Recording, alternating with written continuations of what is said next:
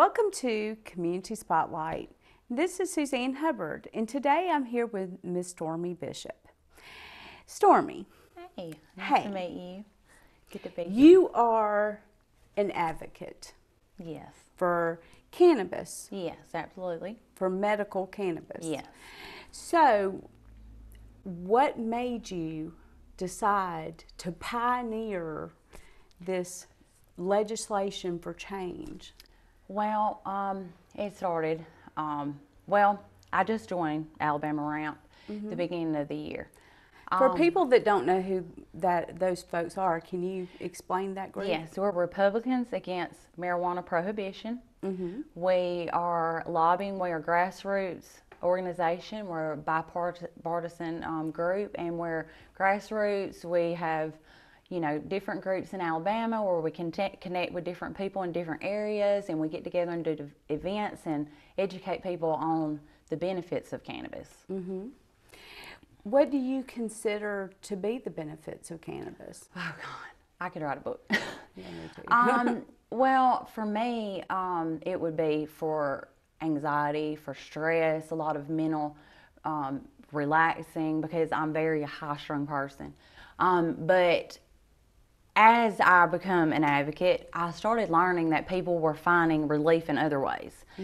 And when I started seeing that, I started feeling a little selfish for myself, because I was like, there's people out there suffering and they're dying.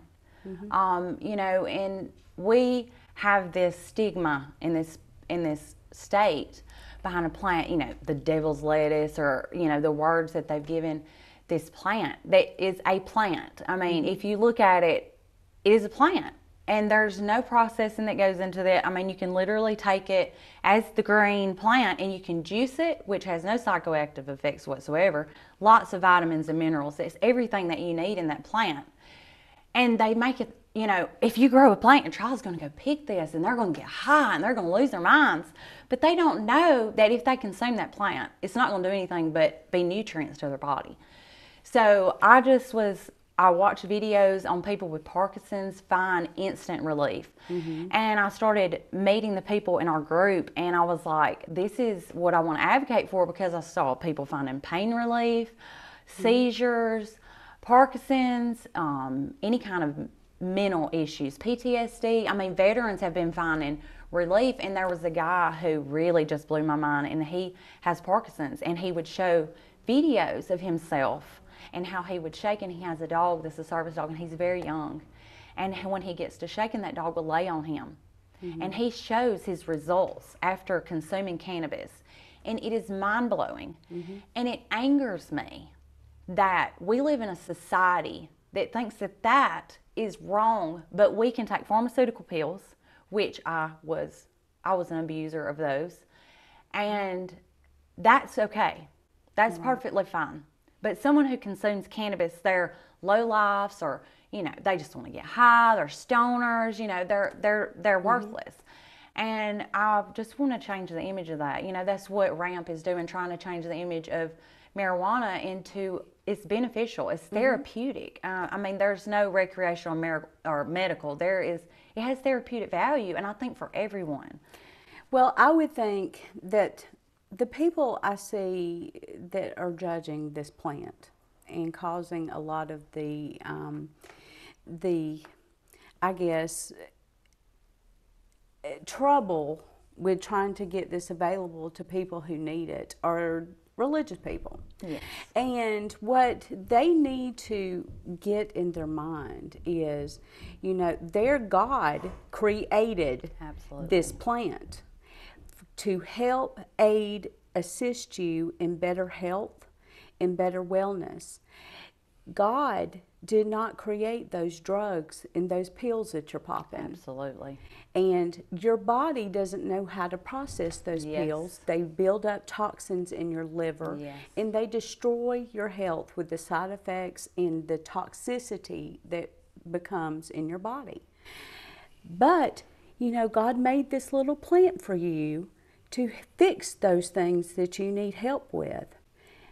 It's not a sin to use something that your God created to help you. And we have an endocannabinoid I can't even get the word out, cannabinoid system. Right. Animals and humans both have that system. And why would we have that? And why would a plant be growing if it wasn't for us? God said He created the herbs and the plants of the earth for us to have as medicine and food. And I mean, we are really cutting ourselves short by not allowing it. Well, you know, people who disagree with that, they need to check themselves. Well, you say the Christian community, and I will say this. I am part of a ministry. And so I've been a Christian for over 10 years. I've been part of the church. The church, you know, had some issues with it. And that is who I tend to focus on more. Because my thing is I'm sure that their cabinets are full of pills. Right. And to me, if you believe in God and if you pray to God, why would you go to a doctor first before natural? Right. 6 years ago, I took in my hands my own health. And I started taking care of my life, my children's lives. I started filling our bodies with healthy food, natural medicine. And we've been more healthy than we've been our whole lives. When we stayed in the doctors, we stayed sick. Right. Which leads me to ask the question, you have a lot of around 6 year stuff that you made some very big major changes in your life. What happened 6 years ago that made you do all these changes? Well, I'm bipolar and I have PTSD from abuse. And 6 years ago, I was having one of my bad bipolar spells, having one of my really lows. And when I get in that state, at that time, it was before I started getting healthier and learning my triggers and different things, I was not speaking to anybody. I wasn't talking to anyone. I was talking to my mom. I wasn't talking to my friends. I had pretty much isolated myself. And I was in a very dark place. I mean, so dark. I literally thought about killing myself daily. I would drive down the road, would think about riding off bridges. I thought my life had no worth. And that's all I dreamed about. That's all I thought about. And I was living in this tiny little trailer. I had lost a business. I had a lot going on at the time. And so I didn't know what to do. And my friend, she reached out to me. She said, you need to try some oils. You know, you really need to try some healthy stuff. You need to stop going to the doctor, stop trying all these pills. Because I had been a guinea pig for the pharmaceutical companies for quite some time. And I mean, I went to the point of fighting my husband. It got so bad on the pills. So I didn't want to do that anymore. And she was like, you really need to try to put these oils on your feet and your toes and you just rub them on your hand. I'm like, you've lost your mind. You've literally lost your mind. And so after I started researching and started looking into things, I started looking at the vaccines, I started looking into everything, research. And, you know, people call me conspiracy theorist, all those sort of things. But, you know, I'm just thinking about my family. You know, I've been putting this stuff in my family's bodies. I've been washing my clothes in this. I've been using these candles. I've been putting all this poison. And with cancer, like #1 killer in America, I was like, I can't do this. Like, something has to change. And then I started learning about metal toxicity in the brain. And I was like, might be a lot of my mental problems why I have these mental issues. So I went down a health journey and drug my poor family along.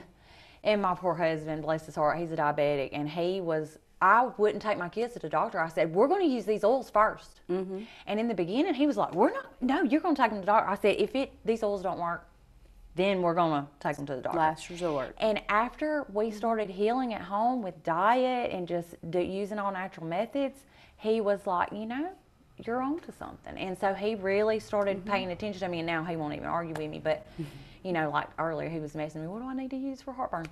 But that's where it all started. And that's why I know that marijuana is not a drug, because I've been on drugs.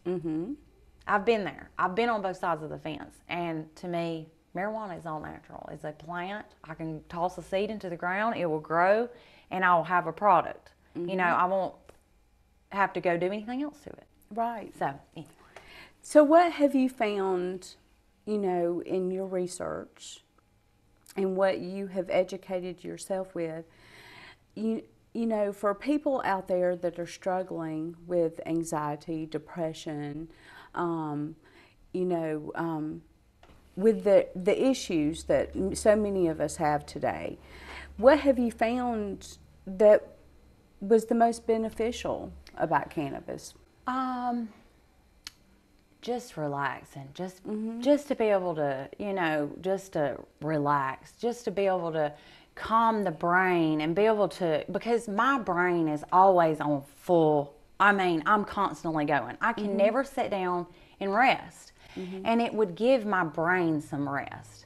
It would give me, you know, just a way to decompress, a way, because the pills that I took that would bring me down out of my anxiety would make me sleepy. Right. And I couldn't function. And because of those pills I had abused in the past, I started abusing them.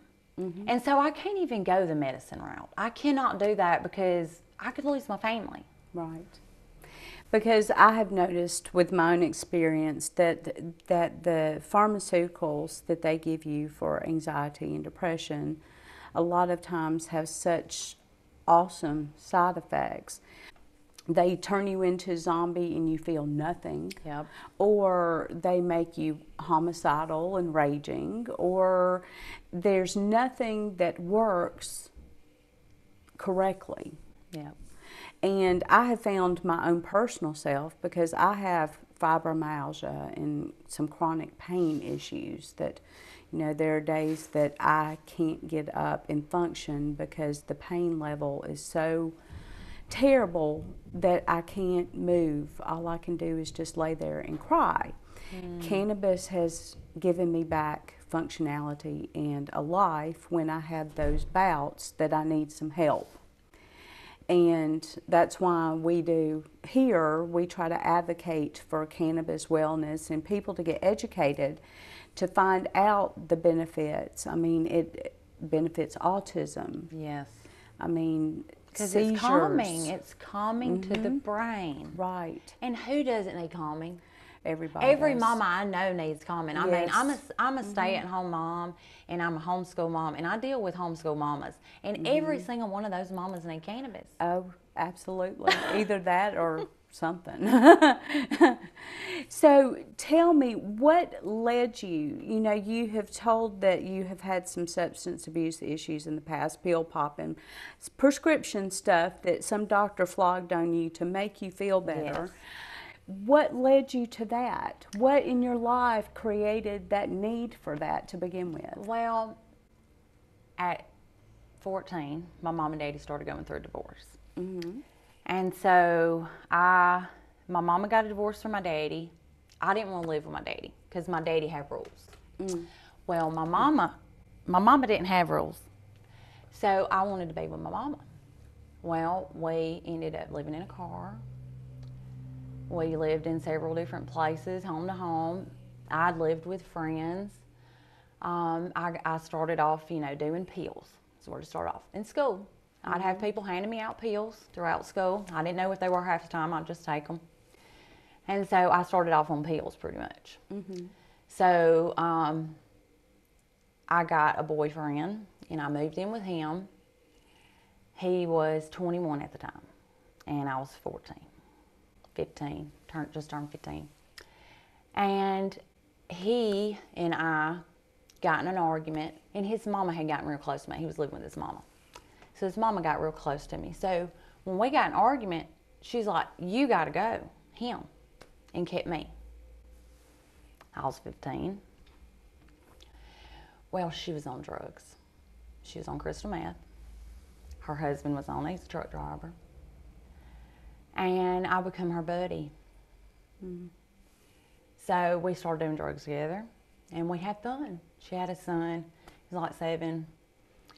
And we go have fun. We go to, you know, ballparks and, you know, amusement parks. Just having a good time, you know. So I started doing it then, and I met our drug dealer. And her husband was on the road most of the time, so she didn't have him. So it was just me and her son, her youngest son. So we were going to go hang out at the drug dealer's house for the weekend. He was 19 years older than I was. And I took a liking to him. I was 15. Well, I ended up moving in with him. And we started cooking meth. Well, I moved in with him, I think it was around September, and within a month, he was already beating me. My first beating was with an isolating fan. And he beat me with that fan until it busted to pieces. There was nothing left of the fan. It was Halloween. His kids, he had kids, and they had come in for Halloween, and I was just trying to hide everything, you know. Didn't know what had happened. And I always said I was never going to be abused because my mother was abused. My mother had a horrible life. But she had an abuser, and the police would take her right back to her abuser. And I said, I'll never be abused. Ever, ever, ever. I'll never be abused. I will fight. And I did. I got abused. And so it went on and on. We were cooking, you know, dope together. And my 16th birthday, we were cooking dope. He had a big, huge shop. Could put 8 cars in there. And his, after 3 days of being on it, he would go in rages. And he got into a rage, and he ended up beating me really bad. And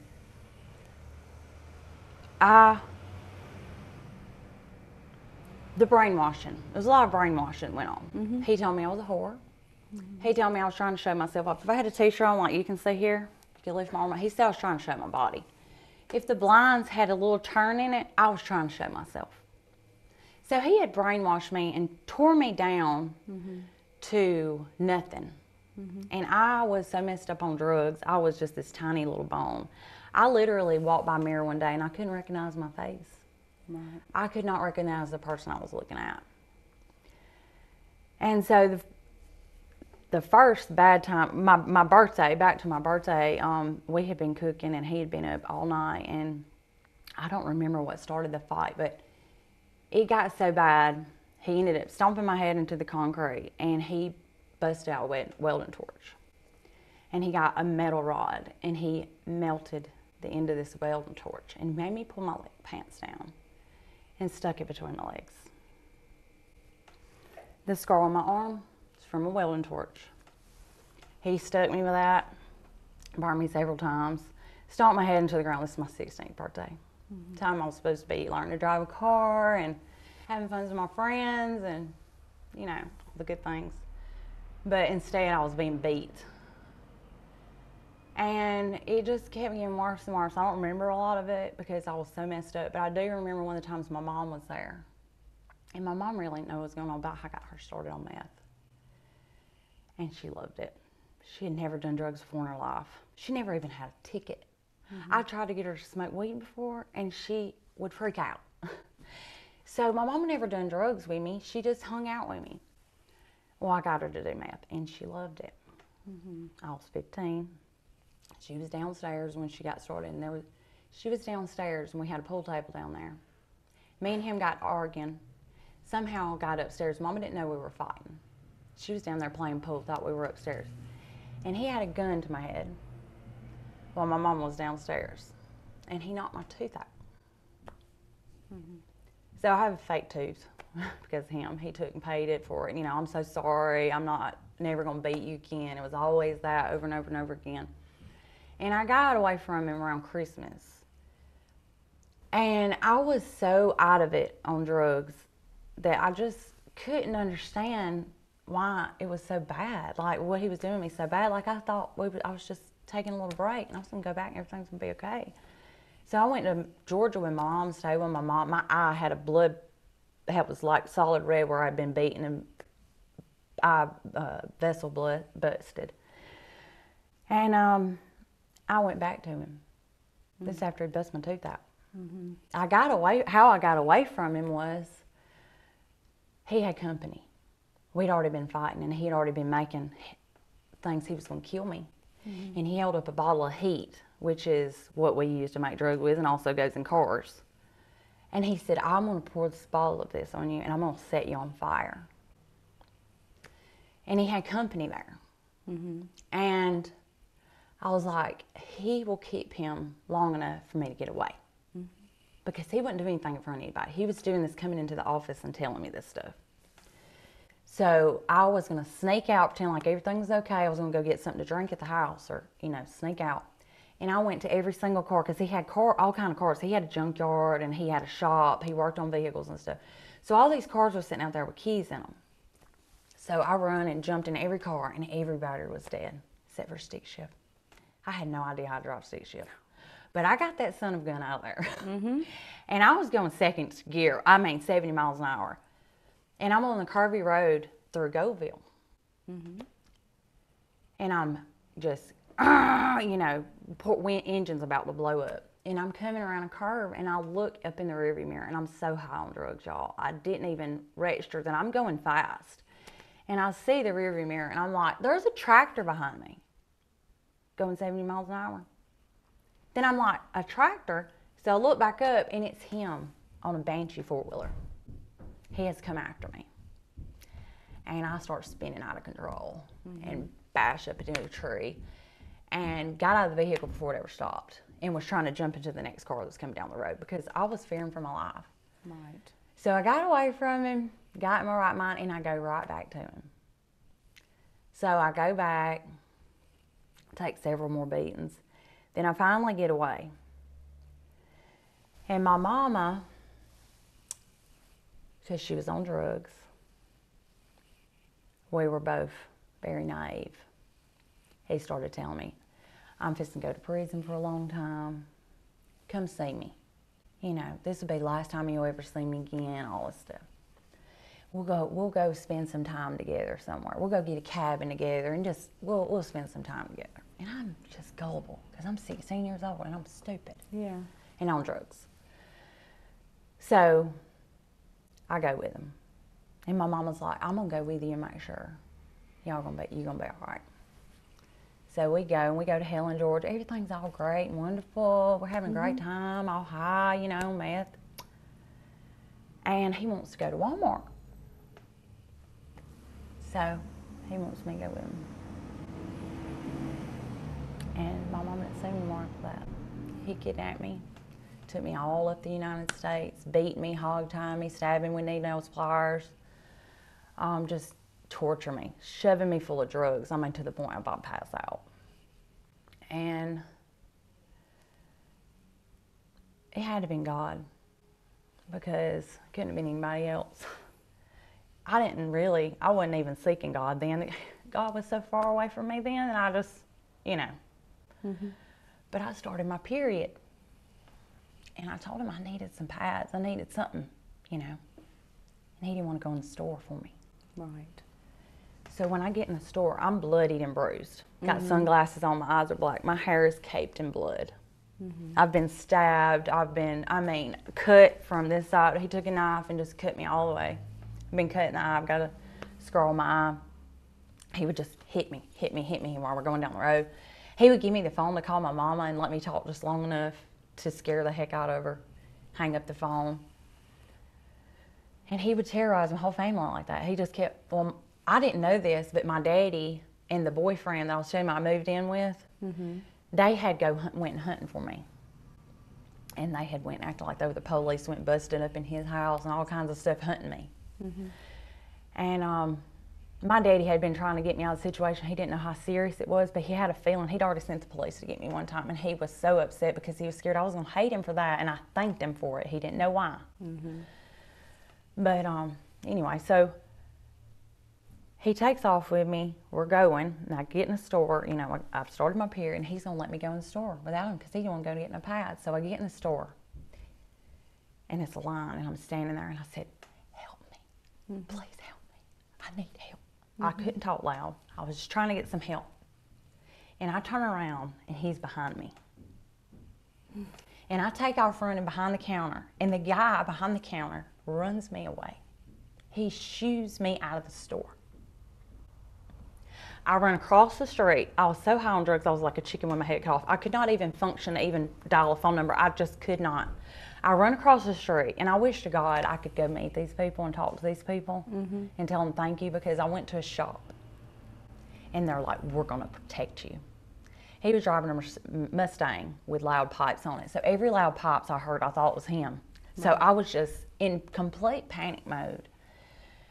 And he comes pulling up and pulls on the side of the road and tries to run in there and grab me. And a guy gets up in his chest, and because he didn't like to hit men, he was terrified of men, and I found that out later. But if I'd ever hit him, I don't think he'd ever hit me back, because the only time I ever hit him, he stopped hitting me. Right. But I never had enough sense. But anyway, so the guy, he protected me, and I got a hold of my mama. They sent me to the hospital. Fire department checked me out. I had a broke nose, all that stuff, and they put me in the room. And these people, they were angels. They were sent to me because they took care of me. They watched over me in that room. They brought me pizza. They stood outside that door to make sure he wasn't going to come after me. Well, when my mama gets there, because she had been so upset, she was dehydrated, they had to I couldn't even get out of the hospital because they had to turn around and put her into the hospital. Right. Because she was dehydrated. So they put her in the hospital. I'm like, you need to hurry up. I'm ready to get out of here. Like, you know. So my mom was with a friend of hers. And we were in this big old strudel van. And Mama gets in the car and she goes to sleep. And I'm still kind of jacked up on the meth. And so I get in the car. And her friend's like, I don't think we need to go home. I think we should go to Myrtle Beach and go spend some time in Myrtle Beach. But what she didn't know was that was our plan. And I was afraid that's where he was going to go. But I also thought that if he knew that I knew that's where he was going, that he wasn't going to be there. But then I also thought that if he thought that I was going to be there, that I would thought he wasn't going to be there. So my mind was just all over the place. And we get there, and it's bike week. And all these loud pipes are everywhere. Right. My face was swollen. My eyes were closed. I couldn't even see. My head was matted with blood. And I finally got away from him. And he's been in prison ever since. And he keeps coming up for parole. But I'm not the only person. There's another girl. She got even worse than I did. And she still has lots and lots of trauma and still terrified of him. But that's kind of where my drug journey began. And after that, I got off meth when I was about... I got pregnant with my son. So it was right before I got pregnant with him, because after I tried to do meth after that, I did it a few times, and then I was like, I'm done with that. I started smoking pot, and I was like, you know, this is all I need in my life. And then I would go hang out with some of my friends that did it, and I would try it, and I'd get deathly ill. I would puke my guts out. And I'm like, oh, maybe I just was having a bad time. So we went to a different time. I tried it again, and I puked, and I puked, and I puked, and I puked. And I'm like, thank you, God, for taking care of this for me. Because I might have, you know, because right now I can stand firm on it and say, I will never, ever put that stuff in my body again. Yeah. But I didn't stop drugs then. I went to pills again. Got on pills, started getting the pills, and I started getting them from my doctor because, you know, I had mental issues and bipolar and all that stuff. So it kind of went from one to the other, and, you know, it just got tossed around. And up until about 6 years ago, I mean, everything. I won't even take Tylenol. Right. So that's where I got in. There's lots of people out there that are looking for relief. Because they have mental issues. My community is mental health. I have lots of mental health people that are friends with me. And they turn to alcohol, they turn to pills, they turn to addiction for a relief.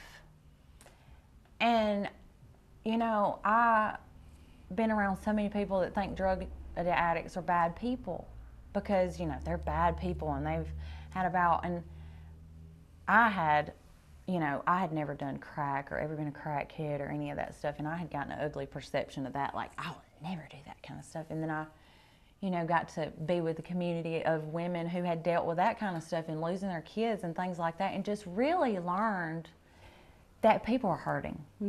That's where it they have breaks down. lots of pain. They have lots of trauma. They have lots of things that goes on, and they try to cope. And it turns them into a bad person. Well, it makes them make bad choices, Yes. which people perceive them as being bad people. What I have found in talking to, people that I have talked to that have substance abuse issues or, issues in general, that everything starts with something. Most people are self-medicating themselves to deal with something that is just a little bit bigger than themselves. And it doesn't take too long for the thing that they are trying to use to help them ends up hurting them and destroying their lives. Yep. And all it takes is one time. Yeah. And that's how the meth was. At first it was fun. And then you had to wake up and do it to function. Right. And that's how everything started. The pills, anything. You start to have a good time. It feels good. You're happy. You have a personality. A lot of people aren't even open, like they can't talk to people, and they drink or they do drugs because they're a more open person and they can talk to people and have, conversations. And I just feel like it's just sad how they're so misunderstood. I think the drug addicts and the mental health community kind of go hand in hand. They do. I think there's such a shortfall of mental health. People are not getting their mental health needs met, so they are turning to cheaper ways in order to self-medicate to help them function in life. And if they had those mental health services available to them, they never would have got substance abuse issues. They never would have got in criminal issues. And the taboo-ness behind mental illness. So many people don't want to speak about it because, they'll be looked at a certain way. Or it's the same thing with the Christian community. Right. It's one reason why I stepped away from the church is because mental illness is looked at as a sin. You have anxiety because you have fear and you have worry. My anxiety comes from nothing. I can literally be sitting there and my heart starts pounding. I cannot eat. I cannot sleep for no reason. Now, there are things that trigger my anxiety, but there are things that literally no reason I will have a panic attack over. And I have no control over that. No, that's But a they think you thing. do. If you're not healed, you're not praying to Jesus. Or if you're not healed, but through me speaking out against my mental illness and against all my abuse and speaking out all that stuff, of course, it's kind of frowned upon to speak out loud. You're supposed to keep that stuff secret. But because I have shared so much, I've been able to help other people. Right. And people are like, well, I didn't think you could be a Christian and do marijuana. I'm like, God made that plant. He did not make those Xanax that you're taking that I was abusing, that I had a problem with, and I could not raise my children on that. But I would be put under the jail if they found a plant in my house. Right. So your advocacy work that you have started, how much have you found the fear of, people in the shadows medicating with our plant that helps us in cannabis? How many people have you seen had this fear about having their children removed or being shunned by their community in some shape, form, or fashion? How many of those people do you think would be better off if it was more accepted in our society? That's a big question because since stepping out, Marty calls it the proverbial closet. Since stepping out about my advocacy, I've had so many people come forward. They're in this closet because they're terrified of losing their children. Right. I mean, just this past week, I had DHS called on me, and it was, of course, a bogus thing because somebody was mad They called and said that I was on crystal meth, which I done many years ago, but I have not done since I've had any children. I swear on if you had a Bible, I'll swear on it. But I got accused of doing meth, dropping my kids off at a meth head. I've never been in trouble. I've never had any kind of problems with the law. I've never even had a ticket. But yet, they were able to come into my home, which caused me lots of trauma because I have PTSD and bipolar, and I've had to deal with lots of stuff. And them also accusing me of being on meth. I mean, it enraged me. Right. But that's the why people don't want to step out, because they're afraid they're going to lose what they have because of a plant. Right. So that's another reason. I'm glad that I did come out, and I wish, the only regret I have is not doing it sooner. Because the mamas that have come forward, people I would have never believed, never thought in a million years, have come forward. Right. Because you, in your story, and your advocacy, have given them strength to come out and say, I have problems, I needed help, this has helped me too. Absolutely. Well, in closing, what do you want to tell those women that are mamas, those people out there struggling with different issues? What do you want to tell them? Well, I think they need to get in contact with RAMP. We have Alabama RAMP on Facebook. They need to get in contact with us. Get in contact with me. Friend me on Facebook. I will get you in your group where you need to get. We've got to stand up, because while we're keeping quiet, it's going to pass us by. It's going to take the people that are in their closets and afraid to stand up, and we can do this anonymously. I need the stories. We need the stories. We need the testimonies. We need the stuff. We have all the research. We have everything at our fingertips. But the stories, that's what's going to get it. The people who are going to step out and say, I've been doing this, and I'm not, do I look like a bad person? And we're doing interviews. That's one thing we're going to start doing, and we just did one last week. They're going to be Canna Talk, and it's going to be interviews of people in the industry, testimonies, just anything about cannabis. And we had Gerald last week who told us he is an ex-cop, and he has found relief using cannabis. And he was an alcoholic trying to find relief with alcohol. And that's all he wanted was relief. And I'm finding that more and more with people with pain.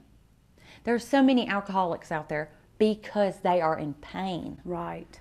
And so we need the people that are in pain, that maybe you're not for cannabis, or maybe you've never did cannabis. Maybe you just want to support those people to have a choice. But we need everybody to band together. That's what it's going to take, us all standing up in Alabama. And two, when you're suffering from depression and anxiety in your own personal demons that you fight every single day, one thing I have found that helps me personally is to get out of yourself and actually help other people.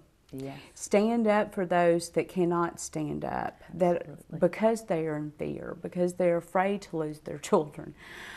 Stand up for people who don't have a voice. Get out there, get your voice heard, and try to help those who can't help themselves. Until next time, this has been Stormy Bishop, and I'm Suzanne Hubbard. And y'all stay safe out there, y'all, and try to look out for each other and help, and just say a kind word, because we're all in this together. Take care.